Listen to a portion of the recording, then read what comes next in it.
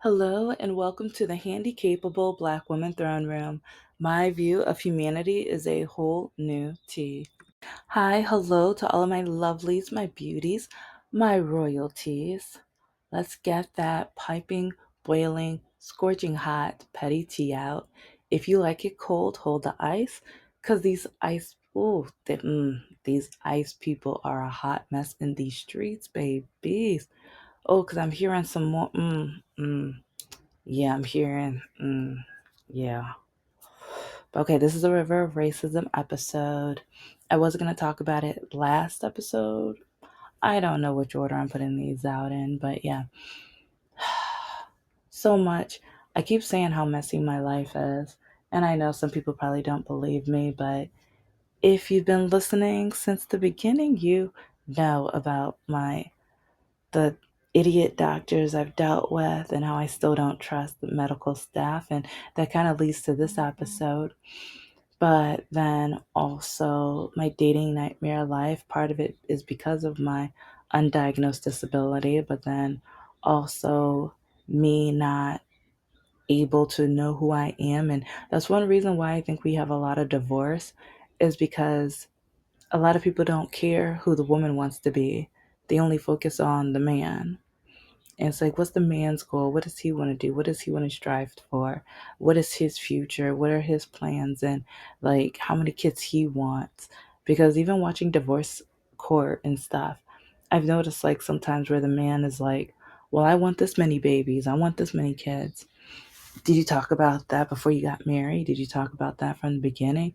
And that's one reason why once I get my website up, once I get like, I'm gonna have a page for when you're on a date. If you don't know what to talk about, well, babies, I got the list.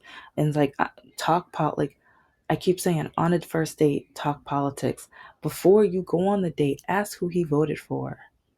And if he says he forgot, well, forget his number, forget his existence, forget he's around, block him, ignore him, play Casper and ghost him. Mm-hmm. Mm-hmm. Do. I'm not playing because especially lately, I've started watching this one girl who she's telling her divorce story, and ooh, babies, she's reading the text. She's being as petty as I am. I like her, and then it's like more women's stories about their divorce, and each one, I loved him. We were on the same like system, and we had such a strong connection, and we went like, no, no, no, no. From the beginning, did you ask who'd you vote for? What's your politics? What do you think about a woman having goals? Like, okay, what's your setup in the household? How are your parents? Like, when it came to date nights, did your parents plan that? And if so, who actually did the planning? With vacations, who did the planning? Like, how many kids do you want? And with those kids, do you just want them naturally? Do you plan on adopting or being a foster parent? Do you volunteer? What do you think about volunteering? Because do you know how many men told me that volunteering is a waste of time and it's stupid, and that like if I need to volunteer for a group of people, that means those group of people are lazy and stuff. Yeah, do you know how many people? Do you know how many men? Oh my gosh! But then they were mad at me or tried to threaten me or whatever when I no longer was interested. And I told them I didn't want to date them anymore. So you need to ask these questions immediately. Yes, you might be like, oh, but he's so hot. Yeah, looks fade. As you age, like sometimes like you gotta think about what's in the brain, what's in the mind, what's in the heart. So many think about what's in the pants. And for some of them, they're gonna be needing that little blue pill a lot earlier than you may think. And some of them, they go to the gas station to get that. There's a story on this week, last week, I forgot the name, like, but he's hilarious. It's comedy versus real life situations and stuff like that. And yeah, he just did an episode on that like a few weeks ago, I think. So yeah, all about the gas station stuff and oh babies. But okay, this take that deep breath. Oh, with everything going on in my life, I know I need a few of them. But check out my Patreon. because with what I'm talking about, especially with our racism, I've got screenshots you won't believe. Some don't believe me, and some refuse to go to my Patreon because I think sometimes they're scared that I do have the evidence that will prove that they're wrong and prove how this country really is. And then with dating nightmares, a lot of them are actually river racism and dating nightmares. And a lot of them, especially when it comes to my education and my requirements for dating, because as I was dating, I realized I have to have a list of standards because a lot of these men who like have been in prison, no, I'm not the type. Mm-mm. Because so many of them they see my happiness and my goals and stuff as a way to trick me. And or because they see like, oh, she's so happy, like, yeah, I'm gonna like, I'll be happy with her and then trap her and trick her and blah blah blah blah blah. Yeah. Mm-hmm. Mm-hmm. And but the only one that was honest about it was Tomas. But yeah, he ghosted me. Oh, actually, because I mean, he was only honest with me after I caught up. I caught up with him. But yeah, he ghosted me, and then next thing I know, he told me that he was still continuing to do the stuff that got him in there in the first place. But he broke up with me because I was writing children's books and stuff like that. And he was like, "What kind of man would I be with what I do?" With a children's books author, with a writer, with someone who's trying to, do her goals and strive for her stuff. And do you know how many men, period, who they didn't care about that? Some of them, they wanted to like drag me down. It's like some of them, they saw that I was starting to work on my goals. Mr. No Heart, especially. Oh, yeah, I need to talk about that. That's a series of its own. But Lock a Key, you already know about, I've talked about. But a lot of men, because like some of them, they're like, oh, that's stupid. That's dumb. Oh, you're a woman. You're a black woman. Oh, black women don't do that. Like a lot of them will say black women don't do that. Black ladies don't listen to these men. If a man says that to you and you're dating him, break up with him. Because all he's going to do is try to tear you down, put you down, belittle you, and he's not going to allow you to be the greatness that you are able and capable of doing and being. Be that wonderful, amazing, brilliant woman that you are capable of doing. Why do you think black women are the most educated demographic in this country? Yeah, but they still want to put us down and say we're not smart enough, good enough, capable enough. Don't listen to them. Okay, okay. Whew, but yeah, river racism. Because okay, have you guys heard about that one lawsuit that's going around by this white doctor? I think I mentioned it in another episode, but yeah, this white doctor found out about a website where it's about black doctors and black people who would want to see black doctors, because if you knew of the studies of when black people see white doctors, a lot of us don't survive. A lot of us have mistreatment. Go to some of my Are You the Villain and Dating Nightmare episode, or not dating, medical nightmare episodes. I've been through a lot of racism with my medical case. One reason why I wasn't listened to, treated fairly, like especially like because and part of it was either religion because I had a black religious doctor. Oh, she was a nightmare. But then also like the white doctors, oh, they didn't believe me. They didn't care. Oh, there's one. Oh, I'm going to drag her for quite a few episodes because I've already told the episode about when I was working a promotion job at Best Buy, and this was for like 6 months or to a year or whatever. I needed the doctor's note, and she laughed at me, telling me no. My feet were bleeding for like, oh yeah, I had to have extra socks in my car to change into because my feet were so sore and bleeding and so bad. Yeah. And I kept saying the pain. I kept talking to the HR people, the managers of the promotion, and they're like, you have to have a doctor's note. And I'm like, you don't understand. I'm in pain. They're like, okay, well then you can't work the job then. But then people keep saying people with disabilities go work the job. But look at the situations I'm placed in. This is before I was diagnosed, but I was telling the truth. And I tried to get the doctor's note. They didn't listen to me. I tried to explain it to my managers, trying to work, like literally working almost every, like, and at this point, I was working 2 or 3 promos because, yeah, I was working night promos at the same time. So even like sometimes changing my socks was because I had another promo to work literally right after that. Sometimes either changing in the bathroom of the Best Buy or going to a gas station, changing clothes, and then getting ready for the night promo and stuff like that or whatever.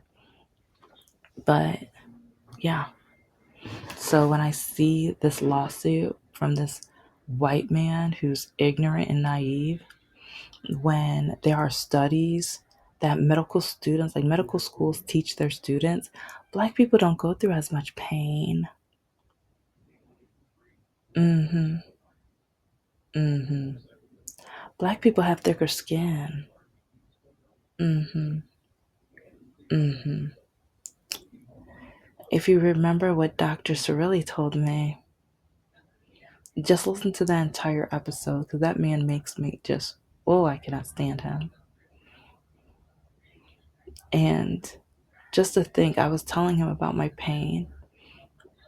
I was telling him about my pain, and I had to go through that pain for years long because, yeah, it was in his notes. So even when I tried to see another doctor, she blew me off because she read his notes and she was just like, oh, she's not going through anything. She's making it up. She's lying, whatever. And next thing you know, like years later, I couldn't walk anymore. And then years later, when I had to have the surgery, that doctor, while I'm in surgery, the surgeon catches my dad and my sister up. Oh, I think my aunt and my other sister, like, okay, two of my sisters, like, yeah, a group of my family members up or whatever. And she tells them, I don't know how in the world this girl was able to walk on this leg. She should not have been able to walk on this leg. Yeah, you need to tell that to Dr. George Cirilli. I need to sue Dr. George Cirilli. Because I tried telling him, and then I went to another doctor. Then I went to a doctor at, I think it was U of M. U of M, it was one of the university, like, because it was to a point where I'm like, no one at Henry Ford, I don't even care. I'll say, like, no, I think I've mentioned it before. And if you looked up George, you'll see he's Henry Ford or whatever. So I'm like, let me go to another system or whatever. But he was like, then this doctor was like, I have no idea. There's no reason, blah, blah, blah. It's like, like, everything looks fine. I don't see any markings, blah, blah, blah, whatever. And so more pain, more like, he wouldn't even recommend me to another doctor or anything like that. He was just like, I don't see anything. There shouldn't be any reason why you're in this pain and stuff like that. And it's like, oh, and then one of the other doctors, yeah, just walk it off. Majority of these doctors white, and if not, Middle Eastern. Hmm. And so when this one doctor has the nerve to say, like, he wants to sue because of racism. No, no, no, no, no, no, no, no. Black people face racism when they see some of these white doctors, because some of these white doctors don't care about us. They don't care if we're in pain, if we survive and live. It's like when we say Black Lives Matter, part of it is in the doctor's office, because how come 3 times as many Black women pass away while giving birth? But then, oh yeah, like, remember RFK Jr. is like, oh yeah, they drilled him, like, I think it was about a month ago. And they were like, okay, so how come we are not having tests about Black women or studies about Black women and pregnancy and things like that? And he had the nerve to say that's racism. He's like, or we shouldn't go by race. Okay, well, if 3 times as many Black women are passing away while giving birth, maybe you need to find that out. And maybe once you find that out, maybe that will help even more women that are like people of color and white women too. Because like with almost every area of life, once you help Black women, you help everybody else. But the thing is, they don't want to help Black women. They don't care about Black women. That's when they heard about that Black Lives Matter. They're like, no, no, no, no, no, no, no, no, no. Because they don't agree. They don't like us. They don't care about our survival. They don't care about us being educated. They don't care about us striving for more. They don't care about our goals, our dreams, and our aspirations. They don't care about our history and how, like, as a country, they try to keep us down. It's like even when they start bringing the special candy within the cities and trying, and yeah, and then even when they were trying to do the whole food stamp stereotype and put that on black women, but now a lot of people, they need to be recognizing how most, like, the high, like, I think 8 out of the 10 of the states with the most people on government assistance are Republican. But they keep wanting to put it on black women. They keep wanting it to be like, oh, we don't work, we don't do. Mm. And it's funny because, like, I work my tush off. I worked one, two, three, four jobs at the same time. And I'll never forget, like, even with, and this is another reason why I need a black doctor, because I remember, like, with Mr. No Heart's mother, oh, one of the last times I saw that no good, like, in my opinion, she's a no good, vile, stupid, idiotic, poorly educated bigot. But I'll never forget, she was just like, well, you just need to get on the assistance program. I've seen how you walk. Don't worry, don't work anymore. Just get on government assistance. Since I've seen it, I believe you. So everybody with a disability needs to go to her house, knock on her door, and prove that they need assistance. Prove to her that they have a disability. And that, because that's how a lot of these no good, like, Republican white women are. They act like we need to take turns and get their permission. And it's like, yeah, it's like, oh, with a lot of these Republican white men, oh, they're a different case. And so I feel like since a lot of the colonizing white women, it's like, since they're women, they feel like they're part of our group, but at the same time, they're like, okay, but they need to confirm some things. Yeah, yeah, they still have to have a little bit of power. Mm-hmm. Mm-hmm. But yeah, we have this white doctor who has the nerve to try to sue because, like, with a lot, like, even after my surgery, it's like, yeah, this white female doctor saw the condition of my knee, but then after it was done, she kept blaming me for not just getting up and walking right, for not just snapping my leg back in place, because yeah, the damage was so long, so severe. It was so severe. Like, she was talking about how severe it was to my family members, but then she was getting mad at me for not just snapping back in, you know. Yeah. And that was more traumatizing because, see, now I want a black therapist, because a lot of these white therapists, they're not going to get the racism. They're not going to get the ridicule and the ableist that I had to, like, just deal with. They're never going to understand that. And so when I see this white doctor trying to sue about this is like a safe place for black people because we can't trust some of y'all white doctors. See, we can, and some of you need DEI. And see, this is another thing. Like, so many of the colonizing white people, DEI, that's woke, that's this. And we don't need, no, no, no, no, no, no, no, no, no. And see, I'm going to keep talking about myself because I know about what I went through. And I know I'm an example of why we need DEI in medical school, law school, and all the schools, K through 12. Okay. Because, like, even when they say, like, one reason why a lot of Republicans don't want to go to college and they don't want to read a lot of books is, but, like, reading makes you more empathetic. And that's the last thing a lot of them want us to be. Because even CK said, ignore your professors. And he, like, a lot of these Republican pastors, especially, they say that they have to give their wives permission to read books. It's like some of these books probably will give them the empathy and compassion to the point where they no longer agree with their bigoted husbands, and they won't agree with the bigotry in the Republican Party. So yeah, their husbands don't want that.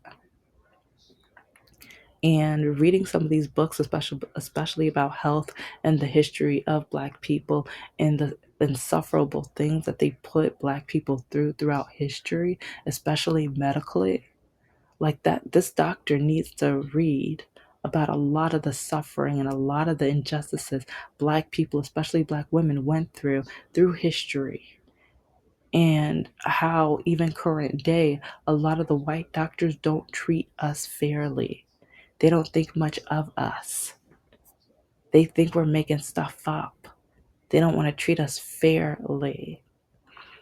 And but you know what? I've seen videos of, like, because people put the, oh, I love it. I love it. Keep taking videos of it. There's some white patients who, when they go to the doctors, they're like, no, I want a white doctor. Okay.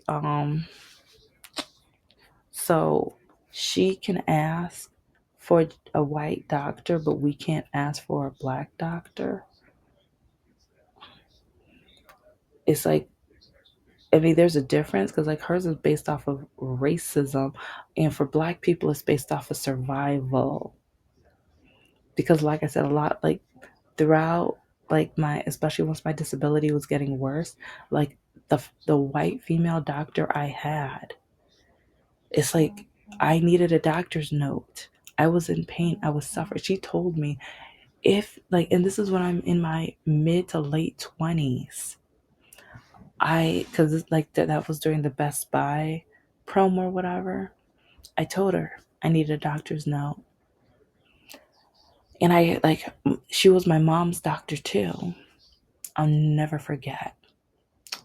If you ask me for a doctor's note one more time, I'm going to call your mother and tell her. It's like, you just need to pick up your feet. You just need to walk right. That's what she told me. And through the years while she was my doctor, whenever I would try, like, especially once I was 18 and I didn't have to go with my mom anymore, at first I was relieved. I'm like, yes, finally, I don't have to be around my mom. Maybe I'll be like, someone can help me. Someone can maybe fix the issues that I'm having because I'm not lying.